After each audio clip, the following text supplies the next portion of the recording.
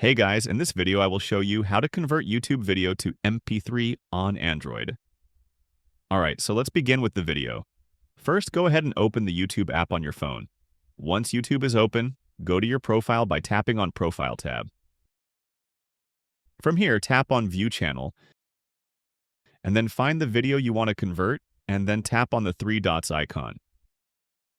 Next, tap on Save to Device. Once you do that, the video will begin downloading to your phone. Just give it a moment, and you'll see that the file is being saved to your device.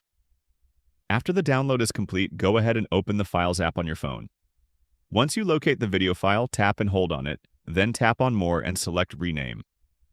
Now, tap at the end of the file name and change the file extension from .mp4 to .mp3. After that, tap OK to confirm. And just like that, you've converted the video into an audio file on your Android device. And that's it.